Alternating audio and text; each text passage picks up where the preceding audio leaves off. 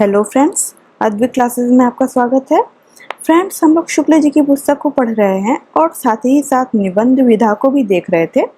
और निबंध विधा के अंतर्गत हम लोगों ने भारतेंदु युग के निबंध को और द्विवेदी युग के निबंध को देख लिया था। इस वीडियो में हम लोग छायावाद युगीन तथा छायावादोत्तर जो हिंदी निबंध है उसको हम लोग यहाँ पर देखने वाले हैं। तो चलिए शुरू करते हैं। छायावाद युग के प्रसिद्ध निबंधकार बाबू गुलाब राय 1888 से 1963। बाबू गुलाब राय ने द्विवेदी युग से ही लिखना आरंभ कर दिया था, किंतु छायावाद युग की सौंदर्य दृष्टि से भी उन्होंने प्रभाव ग्रहण किया और गंभीर मनोवैज्ञानिक निबंध के साथ ही आत्मपरक शैली में हास्य गर्भित निबंधों की भी रचना की। आपके ठलुआ क्लब, फिर निराशा क्यों, मेरी असफलताएं, कुछ उथले कुछ गहरे, मेरे मकान, मेरे नापिताचार्य, मेरी दैनिकी का एक पृष्ठ, प्रीतिभोज, अध्ययन और आस्वाद, प्रबंध प्रभाकर 1954 में आया था, मेरे निबंध 1955 में, आदि कई निबंध प्रकाशित हैं। तो ये सारे निबंध बाबू गुलाब राय के हैं और बहुत महत्वपूर्ण हैं।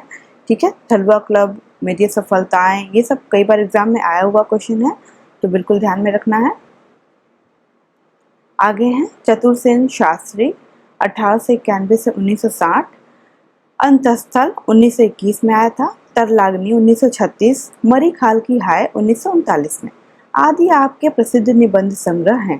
तरलाग्नि एवं मरी खाल की हाय में आपकी राष्ट्रीय भावना आवेगपूर्ण शैली में व्यक्त हुई है।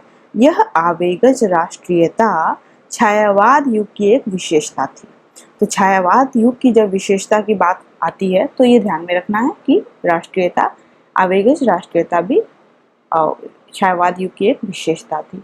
साथ ही इनके निबंधों को ध्यान में रखना है। जयशंकर प्रसाद 1889 से 1937। प्रसाद जी ने अवश्य कुछ गंभीर चिंतन प्रधान निबंध लिखे।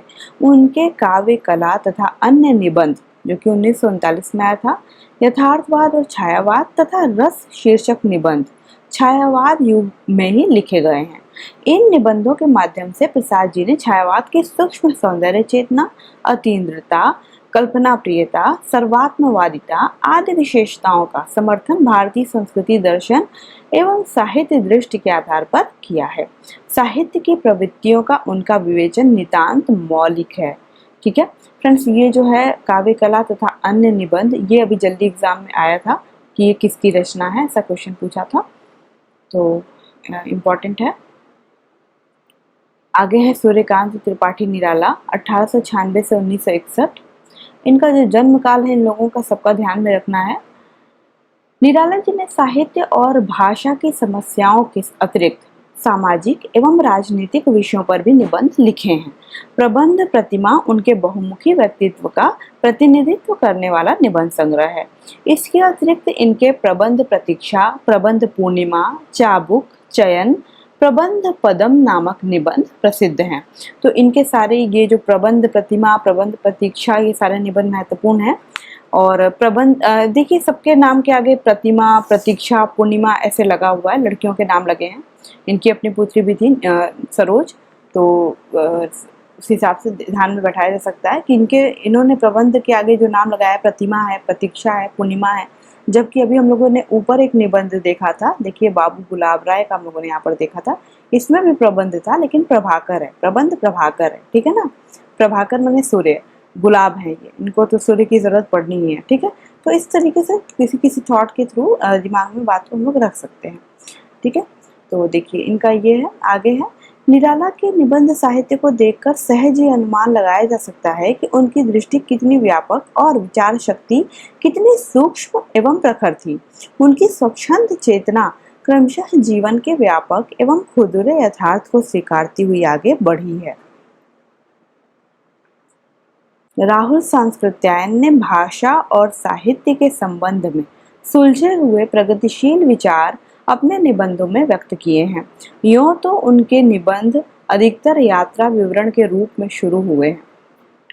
बौद्ध दर्शन एवं मार्क्सवाद से प्रभावित होते हुए भी आपका व्यक्तित्व बहुत कुछ स्वच्छंद रहा है, यानी कि ये बौद्ध दर्शन और मार्क्सवाद से प्रभावित रहे हैं। रूढ़ियों का परित्याग एवं स्वच्छंद जीवन दर्शन की स्वीकृति छायावाद की केंद्रीय विशेषता रही है। यानी छायावाद की विशेषता के अंतर्गत अब देखिए रूढ़ियों का परित्याग भी आता है और स्वच्छंद जीवन दर्शन भी आता है। ऊपर हम लोगों ने आवेगज राष्ट्रीयता को तो देखा ही था, तो ये सारे हम लोग को ध्यान में रखने हैं जो कि छायावाद की विशेषता के अंतर्गत आएंगे।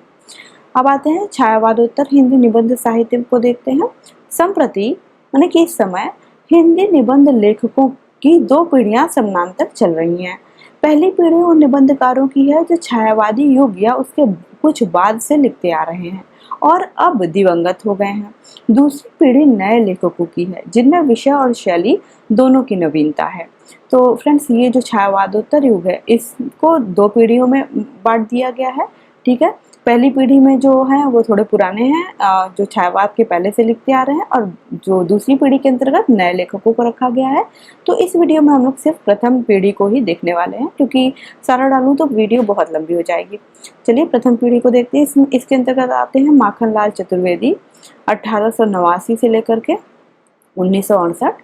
पंडित माखनलाल चतुर्वेदी अपने मार्मिक संस्मरणों और गद्यात्मक सूक्तियों के लिए प्रसिद्ध हैं। आपका निबंध संग्रह अमीर इरादे गरीब इरादे 1960 में आया था, प्रकाशित हुआ था। अब आपकी समस्त रचनाएं माखनलाल चतुर्वेदी रचनावली शीर्षक से 10 खंडों में प्रकाशित हुई हैं। आपके निबंध छोटे छोटे किंतु चुभने वाले हैं। उनमें एक निजी विशिष्ट भंगिमा है। ठीक है, तो इनका निबंध है माखनलाल चतुर्वेदी का अमीर इरादे गरीब इरादे। ठीक है, माखनलाल चतुर्वेदी को एक भारतीय आत्मा भी कहा जाता है और इनका ये एक निबंध है, निबंध संग्रह, और इसको ध्यान में रखा जा सकता है। माखन है ये, और चाहे अमीर हो या गरीब हो सबके इरादे ऐसे होते हैं कि उनको माखन खाने को मिले, तो माखन है ये। ठीक है, ऐसे ध्यान में बैठा सकते हैं। आगे हैं डॉक्टर संपूर्णानंद 1891 से 1969। डॉक्टर संपूर्णानंद अपने चिंतन मनन के लिए प्रसिद्ध हैं। आपने जीवन के हर महत्वपूर्ण पक्ष पर भारतीय दृष्टिकोण से विचार किया है। स्फुट विचार 1953 में आया था। आपके निबंधों का महत्वपूर्ण संग्रह है। भाषा की शक्ति तथा अन्य निबंध आपके निबंधों का दूसरा संग्रह है। तो स्फुट विचार इंपॉर्टेंट है, ये पूछा जाता है स्फुट विचार किसका निबंध है। 1953 में आया था, डॉक्टर संपूर्णानंद का है, ध्यान में रखना है। आगे आइए, शिव पूजन सहाय है 1893 से 1963। आपके निबंध साहित्य भाषा, सामाजिक धार्मिक मूल्य, सामयिक राजनीति आदि विषयों पर सुरुचिपूर्ण साहित्य की शैली में लिखे गए हैं। तो फ्रेंड्स, यहाँ पर इनका कोई निबंध संग्रह की चर्चा नहीं हो रही है, लेकिन हम लोग को इनको एक बार देखना है कि ये छायावादोत्तर काल के अंतर्गत रखे जा रहे हैं, तो ध्यान में रखना है। और इनका ये 1893 में आए थे, ये बात ध्यान में रखनी है। आगे हैं पद्मलाल पुन्नालाल बख्शी 1894 से 1971। आप बहुत पहले से लिखते आ रहे हैं। सहज लालित्य आपके निबंधों की विशेषता है। आप में व्यंग विनोद की प्रवृत्ति भी पाई जाती है। गंभीर विचारों को भी आप सुबोध बनाकर उपस्थित करते हैं। पंचपात्र, पदमबन, कुछ तथा और कुछ आपके प्रसिद्ध निबंध संग्रह हैं। आपने साहित्य, धर्म, समाज आदि सभी विषयों को संदर्भित करके अपने निबंधों को प्रस्तुत किया है। तो फ्रेंड्स, इनके निबंध भी पूछे जाते हैं और एक दो बार पूछे गए हैं, तो सिर्फ एक किसी का नाम दे करके नहीं पूछा गया है, 2-3 का नाम रखा जाता है, जैसे कि पंचपात्र, पदमबन, कुछ शीर्षक से लिखे गए निबंध किसके हैं, इस तरीके से लिखा जाता है। आता है क्वेश्चन, लेकिन हमें ये ध्यान में रखना है। ठीक है, पंडित परशुराम चतुर्वेदी 1894 से 1979। चतुर्वेदी जी धर्म, संस्कृति, साहित्य और दर्शन के विद्वान हैं। इनके साहित्यिक एवं सांस्कृतिक विषयों पर लिखे गए कई निबंध संग्रह प्रकाशित हैं। इनमें मध्यकालीन धर्म साधना, जो कि 1952 में आया था, मध्यकालीन श्रृंगारिक प्रवृत्तियां 1955, साहित्य पथ 1961, भारतीय साहित्य की सांस्कृतिक रेखाएं 1962 प्रमुख है। ठीक है, ये परशुराम चतुर्वेदी का है, जिसमें से जो पहला है मध्यकालीन धर्म साधना, ये पूछा जाता है। ठीक है, इंपॉर्टेंट है। आगे है सिया राम शरण गुप्त 1895 से 1963। इनके निबंधों में इनकी आत्मा की आर्द्रता पूर्णतः प्रतिफलित हुई है। उन्होंने जीवन के विभिन्न पक्षों को अनुभूति के स्तर पर स्पर्श किया है और मुक्त भाव से उन्हें अभिव्यक्ति दी है। झूठ सच, जो कि 1939 में आया था, आपके निबंधों का महत्वपूर्ण संग्रह है। तो सियाराम शरण गुप्त का एक ही है, झूठ सच, और इम्पोर्टेंट है, एग्जाम में आता है। हो सकता है फ्रेंड्स कि नेट में ना पूछे, एनटीए नेट के क्वेश्चन में, लेकिन अब टीजीटी पीजीटी वगैरह के भी पेपर वैकेंसीज आने वाली है, तो ये सब हम लोग को बहुत ध्यान में रखना है। आगे हैं श्री वियोगी हरि 1896 से 1988। इनके निबंध भाव प्रधान हैं। इन्होंने गद्य गीत अधिक लिखे हैं। आपने कुछ व्यंग प्रधान व्यक्तिक निबंध भी लिखे हैं। ऐसे निबंधों का एक संग्रह यूं भी तो देखिए 1958 में आया था, नाम से प्रकाशित हुआ है। इसमें विविध माध्यमों से वियोगी हरि जी ने अनेक समस्याओं के संबंध में अपने विचार व्यक्त किए हैं। तो इनका जो निबंध संग्रह है वो है यूं भी तो देखिए 1958 में आया था। आगे हैं डॉक्टर धीरेन्द्र वर्मा 1897 से 1973। इनका है विचारधारा 1953 में आया था। तो बस इनका एक यही याद रखना है। आगे हैं बेचन शर्मा उग्र 1900 से 1967। ये अपने प्रखर व्यंग शैली के लिए प्रख्यात हैं। इन्होंने अनेक पत्र पत्रिकाओं में साहित्यिक, सामाजिक, राजनीतिक विषयों पर अपने उग्र विचार व्यक्त किए हैं। 1922 ईस्वी से लेकर जीवन के अंत तक ये लिखते रहे हैं। उनके निबंध में जीवन यथार्थ की कटुता ही प्रमुख प्रखर व्यंग के रूप में व्यक्त हुई है। उन्होंने लिखा है, मैं दर्पण हूँ, वह जिसके सामने वर्तमान अशांत विश्व सदैव ताताधार नाच रहा है। तो ये पंक्ति जो है उग्र जी की है। उनकी निबंध शैली में यथार्थ का यह नर्तन सजीव हो उठा है। तो यहाँ पर इनके किसी निबंध की बात नहीं हो रही है, लेकिन ये पंक्ति महत्वपूर्ण है, इसको ध्यान में रखना है। और ये 1900 में इनका जन्म हुआ था, ये बात भी ध्यान में रखनी है। आगे है श्री राम वृक्ष बेनीपुरी। इनका है 1896 से 1968। ये संस्मरण, रेखा चित्र, यात्रा वृत्तांत तथा ललित निबंध लेखन के लिए प्रसिद्ध हैं। इनके ललित निबंधों का संग्रह वंदे वाणी विनायको 1953 में आया था, महत्वपूर्ण है। बेनीपुरी जी एक सहृदय व्यक्ति हैं। उनके निबंधों में यह सहृदयता झलक उठती है।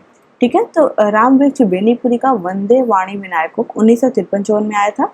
तो जो भी सन वहाँ पर दिया हो एग्जाम में 53 या 54 वो लगाना है। तो इम्पोर्टेंट है, ये पूछा जाता है। आगे हैं श्री इलाचंद जोशी 1902 से 1982। गंभीर चिंतन, विवेचन और विश्लेषण के लिए प्रसिद्ध हैं। आपकी चिंतन पद्धति की विशेषता है वस्तु सत्य के अंतर्वर्ती उच्च तक पहुंचने की निरंतर चेष्टा।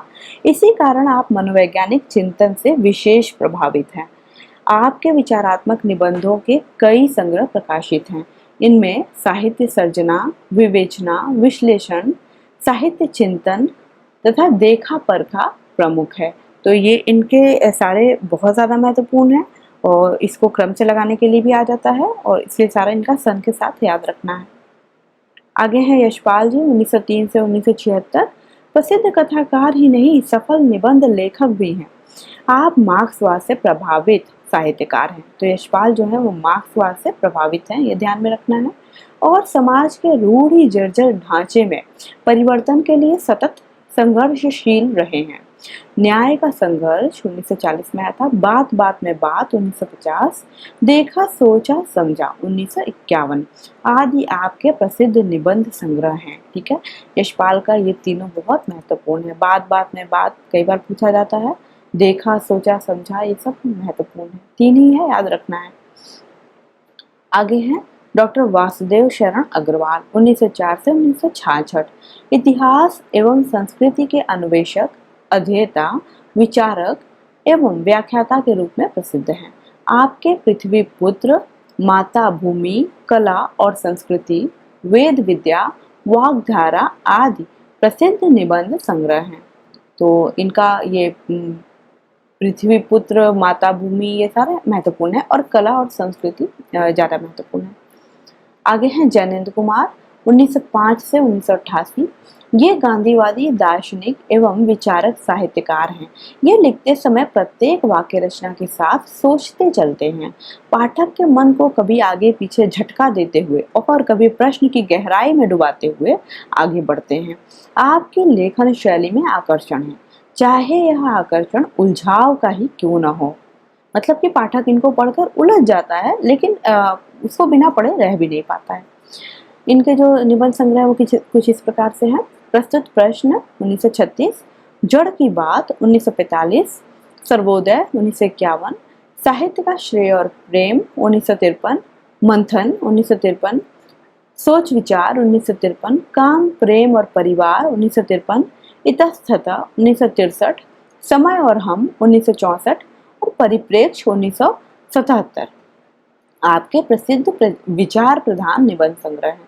आपके साहित्य और संस्कृति संबंधी निबंधों का एक संग्रह साहित्य और संस्कृति 1979 में ललित शुक्ल द्वारा संपादित होकर प्रकाशित हुआ है।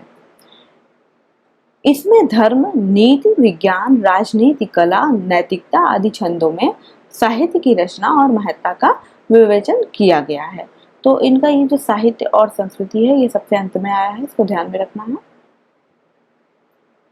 वैसे फ्रेंड्स ये जयंत कुमार ही महत्वपूर्ण है, तो इनकी रचनाएं कुछ भी हो, कहानी हो या कुछ भी हो, इनका सब महत्वपूर्ण है। आगे है विनय मोहन शर्मा 1905 से 1993।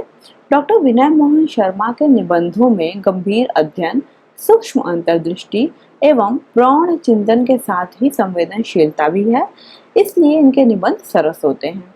दृष्टिकोण आया था इनका 1950 में, साहित्यावलोकन आया था 1953 में, साहित्य शोध समीक्षा आया था 1958 में तथा साहित्य नया और पुराना 1972 में। विनय मोहन शर्मा का है साहित्य नया और पुराना 1972 में। इनके प्रसिद्ध निबंध संग्रह हैं। फ्रेंड्स एक और बात यहाँ पर कहनी थी कि ऐसा नहीं हम लोगों को रखना है ध्यान में कि जो महत्वपूर्ण है, जिनके नाम बहुत प्रसिद्ध हैं, उनको ही हम लोगों ने पढ़ लिया तो हो जाएगा। अभी क्या है ना कि कुछ नए लोगों को भी उठा करके, जिनके क्वेश्चन पहले नहीं आए हैं, उन लोगों को भी लेकर के क्वेश्चन बनाए जा रहे हैं, तो हम लोगों को सबको पढ़ना है बिल्कुल ध्यान से। आगे है शांति प्रिय द्विवेदी 1906 से 1967। पंडित शांति प्रिय द्विवेदी छायावाद के उद्भव काल से लिखते आ रहे हैं। आपने साहित्य को सांस्कृतिक चेतना का सहज परिणाम माना है। आपके गद्य में सजीवता और प्रवाह के साथ ही एक स्निग्ध मनोभूमि निर्माण की क्षमता है। वस्तुतः आप मृदुता, गति एवं चेतना से युक्त प्रकृति सौंदर्य के साहित्यकार हैं। तो इनकी रचनाएं देखिए, जीवन यात्रा 1938, साहित्यिकी 1938, संचारिणी 1939, सामयिकी 1944। सामयिकी अभी जल्दी पूछा था किसी एग्जाम में, ये क्वेश्चन आया था, सामयिकी किसकी रचना है। धरातल 1948, प्रतिष्ठान 1953, सांकल्य 1955, पदम नाभिका 1956, आधान 1957, वृंत और विकास 1959, संवेद 1960 और परिक्रमा 1962 में आदि आपके सामाजिक, सांस्कृतिक एवं साहित्यिक निबंधों का संग्रह है। तो फ्रेंड ध्यान से पढ़ना है इनको भी। शांतिप्रिय द्विवेदी से कई क्वेश्चन इधर बीच बन रहे हैं। आगे हैं नंद दुलारे वाजपेयी 1906 से 1967। छायावाद युग के श्रेष्ठ समीक्षक के रूप में विख्यात हैं। छायावाद युग के समीक्षक के रूप में आपने विचार प्रधान समीक्षात्मक निबंध अधिक लिखे हैं। आपकी प्रायः सभी रचनाएं स्फुट निबंधों के रूप में ही लिखी गई हैं। निबंधों को ही संदर्भ के अनुकूल संग्रहित करके पुस्तकों का रूप दे दिया गया है।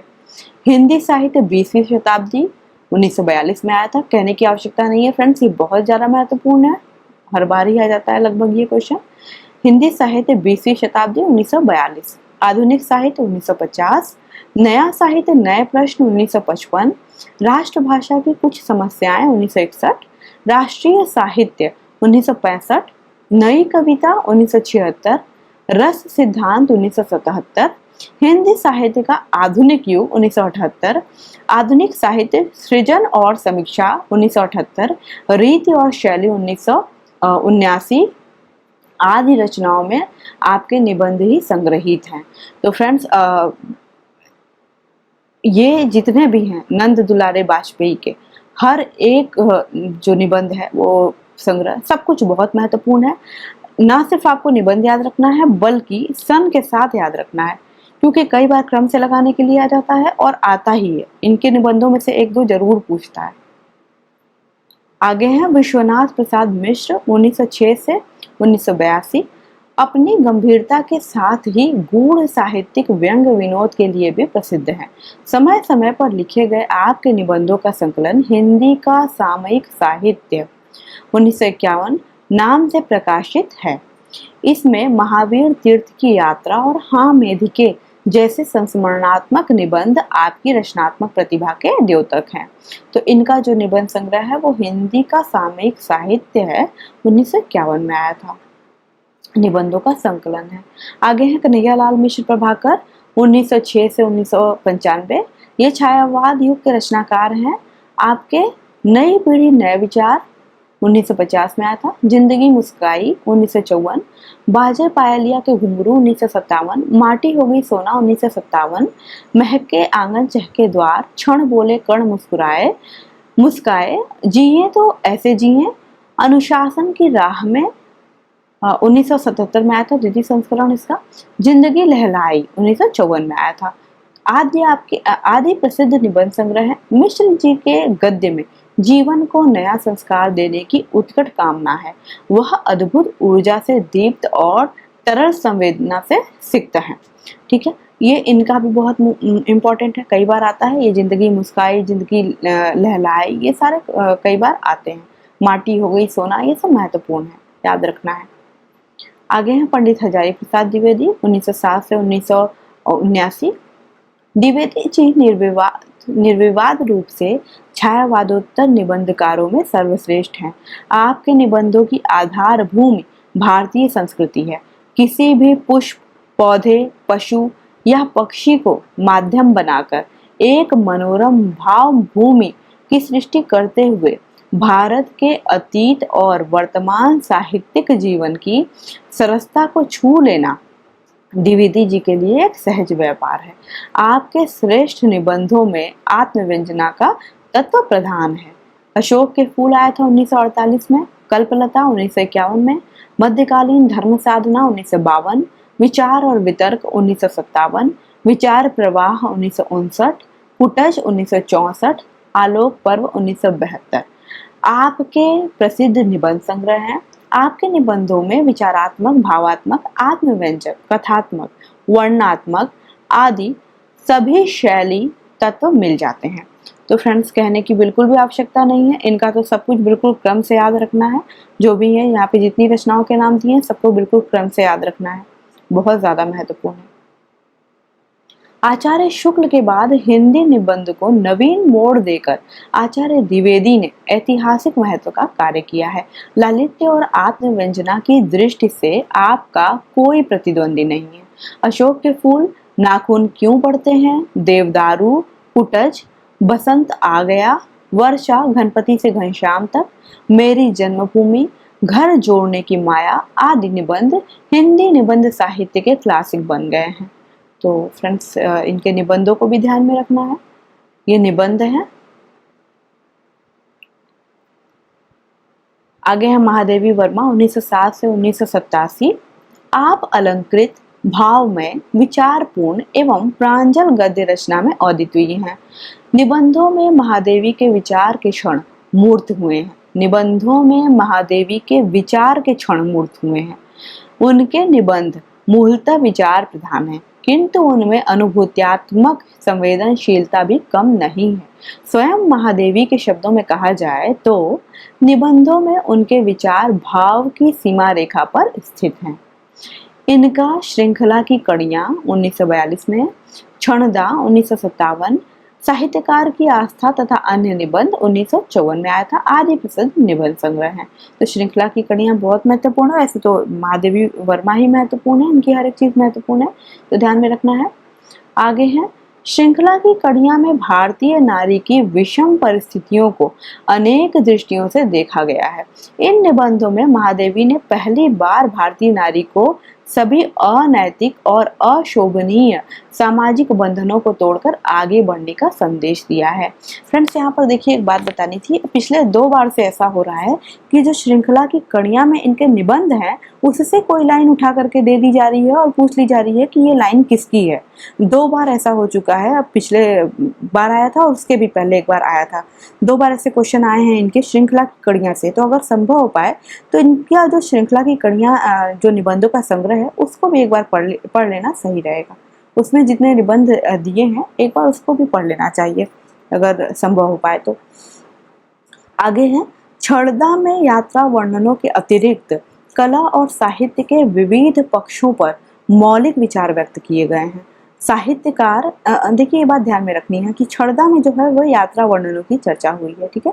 साहित्यकार की आस्था तथा अन्य निबंध में आपकी आस्था मूलक रचना दृष्टि की केंद्रीय संवेदना व्यक्त हुई है। इसके अतिरिक्त जो ऊपर इनके निबंधों की चर्चा हुई है उसके अतिरिक्त देखिए संभाषण है इनका 1975 में आया था, संभाषण पूछा जाता है, ठीक है। भारतीय संस्कृति के स्वर आया था 1984 में और संकल्पिता आया था 1968 में। आपके अन्य निबंध संग्रह हैं तो ध्यान में रखना है इनका सारा।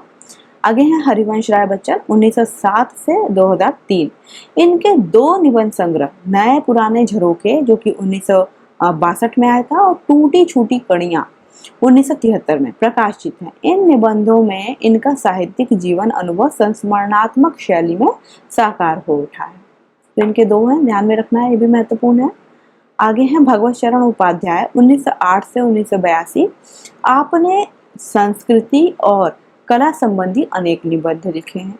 साहित्य और कला, सांस्कृतिक निबंध, इतिहास साक्षी है 1960 आदि आपके प्रसिद्ध निबंध संग्रह हैं। इतिहास साक्षी है 1960, ये महत्वपूर्ण है। आगे हैं रघुवीर सिंह 1908 से 1991। ये अपनी भावपूर्ण एवं व्यंजना प्रधान गद्य रचना के लिए प्रसिद्ध हैं। जीवन कण, जीवन धूलि, बिखरे फूल, सप्तदीप तथा शेष स्मृतियां 1939 में आया था, आपकी प्रमुख गद्य रचनाएं हैं। तो फ्रेंड्स, इनमें से जो शेष स्मृतियां हैं ये कई बार पूछा जाता है और महत्वपूर्ण है ये। आगे है रामधारी सिंह दिनकर 1908 से 1974। श्री रामधारी सिंह दिनकर के निबंधों ने सहसा हिंदी जगत का ध्यान अपनी ओर आकृष्ट किया। दिनकर का कवि व्यक्तित्व उनमें परिलक्षित होता है। मिट्टी की ओर 1946, अर्धनारीश्वर 1952, रेती के फूल 1954, हमारी सांस्कृतिक एकता 1956, वेणुवन 1958, उजली आग 1956, राष्ट्रभाषा और राष्ट्रीय एकता 1958, धर्म नैतिकता और विज्ञान 1959 और वट पीपल 1961, साहित्यमुखी 1968, आधुनिकता बोध 1973 आदि आपके प्रसिद्ध निबंध संग्रह हैं। तो फ्रेंड्स, इनके भी निबंध संग्रह सारे बहुत महत्वपूर्ण हैं। और ये वट पीपल आया था एग्जाम में, अभी जल्दी आया था, 1961 में आया था इनका। तो कहने का मतलब है इनका सिर्फ ऐसे देकर के पूछा था कि वट पीपल किसकी रचना है। तो इनके सारे रचना को ध्यान में रखना है, किसी को भी सिर्फ एक नाम देकर के भी पूछा जा सकता है। और इनका जो अर्धनारीश्वर है वो निबंध है, ठीक है, वो निबंध संग्रह है। आगे है राजनाथ पांडे 1910 से 1982। इन्होंने गद्य की सभी विधाओं में कुछ न कुछ लिखा है। इनके 3 निबंध संग्रह सुबह बनारस, शेष लकीरें तथा और नया निर्माण नए संकल्प लगभग एक साथ प्रकाशित हुए हैं। तो इनका ये 3 है, ध्यान में रखना है राजनाथ पांडे का। आगे है इंद्रनाथ मदान 1910 से 1985। डॉक्टर इंद्रनाथ मदान सभी प्रकार के वादों से मुक्त प्रगतिशील समीक्षक हैं। आपके विचार प्रधान समीक्षात्मक निबंध के कई संग्रह प्रकाशित हुए हैं। आलोचना तथा काव्य, निबंध और निबंध, कुछ उथले कुछ गहरे 1974 में, विदा अलविदा 1982 आपके श्रेष्ठ निबंध संग्रह हैं। इनमें व्यक्तित्व व्यंजकता की दृष्टि से कुछ उथले कुछ गहरे को अच्छी ख्याति प्राप्त हुई है।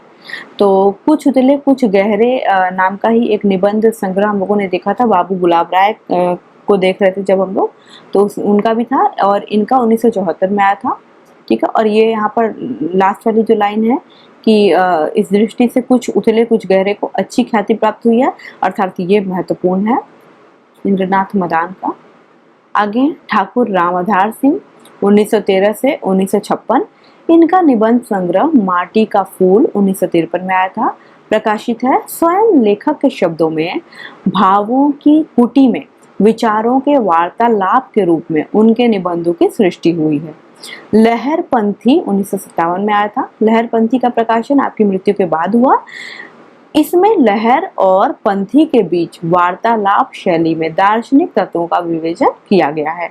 तो लहर पंथी जो है वो ठाकुर रामाधार सिंह का है और इसमें लहर और पंथी के बीच में वार्तालाप शैली में दार्शनिक तत्वों का विवेचन किया गया है। ठीक है, तो महत्वपूर्ण है ये भी।